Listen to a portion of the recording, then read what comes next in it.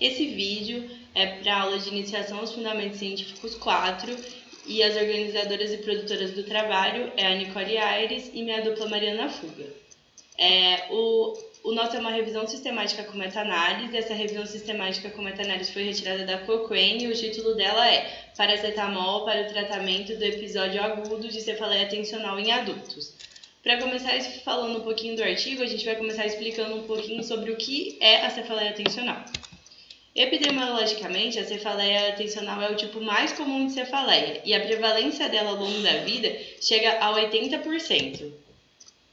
As mulheres são discretamente mais atingidas que os homens e seu pico de idade é de 35 a 40 anos. A clínica da cefaleia tensional é caracterizada por uma dor leve a moderada e uma dor tipo pressão e não pulsátil. Além disso, a dor dura de horas a dias e ela não piora com o esforço físico. Normalmente, por ser uma dor considerada leve a moderada, os pacientes não procuram auxílio médico, se automedicando. Quando a fisiopatologia da cefaleia tensional, ela ainda é muito incerta, mas os cientistas acreditam que ela é causada por uma sensibilização da musculatura miofacial, ou seja, uma sensibilização dos músculos da face e da cabeça, provocando esse tipo de dor. Bom, falando então agora sobre o paracetamol em si, as principais indicações dele é na febre e no alívio de dor, sendo que as apresentações dele são as mais diversas. E aqui a gente tem algumas apresentações clínicas que podem ser demonstradas, como por exemplo o Tilenol, o Sonridor, o Vicipirena e o Cimegrip. Bom, falando um pouquinho agora sobre a farmacocinética e a farmacodinâmica do paracetamol, a gente pode falar que ele não é pertencente a nenhum grupo, visto que ele não é nenhum opioide, nenhum salicilato. Ele tem uma ação diferente desses. Sobre o meio de absorção, excreção e metabolização dele, a gente pode falar que ele é absorvido principalmente no sistema gastrointestinal, com a sua maior absorção em intestino delgado, metabolizado via hepática, via cromossomo P450 principalmente. Tem outras vias, porém a via P450 é a mais utilizada na metabolização. E em relação à excreção, a excreção é principalmente via urinária. Quando a gente fala de tempo de ação e duração do medicamento, a gente vê que o início da ação do medicamento é bem curta, a partir de 15 minutos, de 15 a 30 minutos, dependendo do metabolismo da pessoa que está utilizando, e o seu tempo de ação é em torno de 6 horas. Em relação às dosagens e administrações, são as mais variadas. Então, isso pode influenciar, sim, no meio de manifestação do remédio, né? Sobre a ação dele. Ele, diferente das outras classes, como os opioides e os salicilatos, ele não tem uma explicação concreta de como ele age atualmente.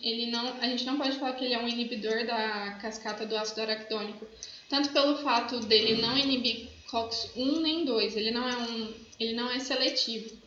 Porém, hoje em dia ele está sendo usado principalmente na inibição da COX-2. Bom, falando agora sobre a importância dessa revisão sistemática. Como já dito anteriormente, a cefaleia tensional é o principal tipo de cefaleia que acomete a população e, apesar dela ser considerada como uma dor leve a moderada, ela pode causar prejuízos sociais e laborais aos pacientes. Como a maioria dos pacientes acometidos por cefaleia tensional não procura atendimento médico, eles acabam utilizando a automedicação. E o paracetamol é um medicamento de fácil acesso, por ser barato e não precisar de receita médica. Então, essa revisão sistemática visa avaliar se o paracetamol, quando indicado ou quando utilizado como automedicação, se ele tem eficácia e se ele é seguro, já que ele é usado na grande maioria das vezes nos casos de cefaleia tensional. O objetivo da revisão sistemática é avaliar a eficácia e segurança do paracetamol no tratamento dos episódios frequentes de cefaleia tensional em adultos. Falando agora dos métodos. Os critérios de inclusão dos estudos na revisão sistemática eram estudos randomizados, duplos cegos, controlados por placebo, usando paracetamol para alívio sintomático dos episódios de cefaleia tensional. E foram utilizados todos os artigos publicados até 2015. Os critérios de exclusão são ensaios usando alternância, data de nascimento, registro hospitalar ou outros métodos quase aleatórios de alocação de tratamento. E esses critérios de exclusão visavam diminuir o risco de viés do estudo. Os participantes foram considerados pacientes com mais de 18 anos com episódio de cefaleia tensional e foram excluídos os pacientes com cefaleia tensional crônica, mista ou combinada com migrânia. A intervenção era a utilização do paracetamol via oral, independente da dosagem, ou seja, não havia critério para a dosagem de paracetamol para o estudo ser incluído nessa revisão. As bases de dados utilizadas foram a Cochrane, Medline, Embase, Oxford Pain Reliever e International Clinical Trials Registry. Bom, sobre a coleta e análise de dados. Foram feitos por 2 revisores independentes que avaliaram os estudos individualmente e decidiam quais estudos eram incluídos ou não. Quando houve discordância, foram resolvidos a partir de discussão entre esses 2 revisores ou foi chamado um terceiro revisor para resolver o conflito. A avaliação de risco de viés foi realizada através do Score de Qualidade de Oxford. Bom, agora a gente vai falar sobre os resultados em si da nossa revisão sistemática. Aqui é um diagrama que mostra de maneira geral como foram incluídos ou excluídos os artigos de um total que foi estabelecido através das bases de dados utilizadas. Depois de utilizar todas as bases de dados, você vai excluindo alguns artigos, principalmente quando não é ensaio clínico, quando não tem o texto inteiro, quando não é o que você pretende, quando foge do assunto, enfim. E a gente conseguiu, através da revisão sistemática, o estabelecimento de 13 artigos que foram utilizados para a formação da mesma. Bom, quanto ao risco de viés, são usados alguns elementos que são analisados em todos os artigos incluídos, né? Que é basicamente se é randomizada a amostra, o tamanho da amostra e se teve o cegamento das pessoas participantes ou não, sendo cego, duplo cego, enfim, que isso dá maior confiabilidade ao artigo analisado. Como a gente pode ver, a maioria dos artigos incluídos tem um risco de viés bom, então faz com que tenha maior confiabilidade da revisão sistemática como um todo. Quanto ao grade, dos 13 artigos, todos os nossos artigos estão entre parâmetro de grade moderado ou alto, ou seja, eles são artigos considerados bons, e cada um tem a sua especificidade quando se trata de grade, né? Alguns foram considerados muito bons porque tem uma amostra muito grande, outras foram consideradas moderadas visto que a amostra não é tão grande. E em relação também à consistência de dados, né? Dados que foram bem concretos têm um grade alto ou moderado, e todos os que a gente usou aqui têm um grade moderado ou alto, que dá uma maior confiabilidade à nossa revisão sistemática e consequente meta-análise. Aqui a gente tem a representação da meta-análise realizada através dos artigos, né? Como a gente pode ver, as duas podem ser representativas, visto que o íconezinho que mostra aqui seria esse diamantinho,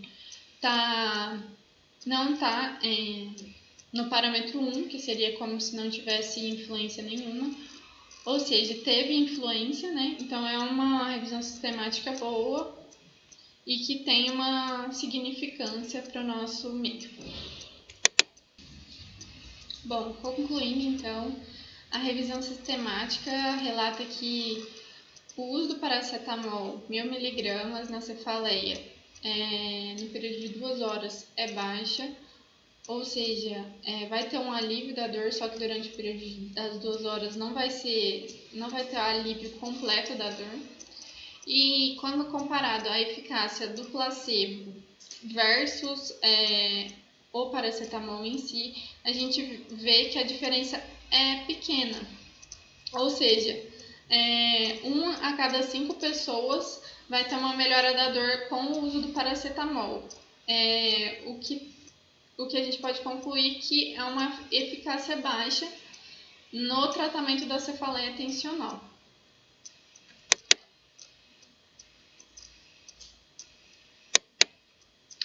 Bom, agora tanto eu quanto a Nicole a gente vai falar um pouco o que a gente acha a respeito da revisão sistemática analisada em si.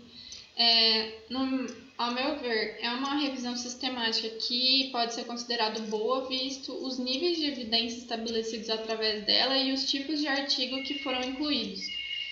Todos os artigos foram muito bem analisados no contexto técnico e metodologia em si. Porém, uma ressalva que eu acho que tanto eu quanto a Nicole, acho que ela também vai fazer, que é a de que os artigos tratavam de diferentes dosagens para medicação e diferentes tempos de observação também. Então, talvez isso poderia, ou melhor, pode ter influenciado nos dados, né? Então, no final, ele fez uma conclusão com a dosagem de 1.000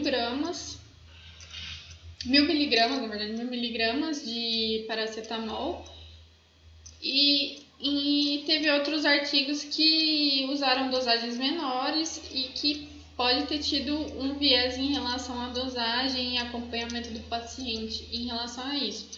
Porém, eu acho que de forma geral é um alerta para a gente ver que nem sempre o que a gente acha melhor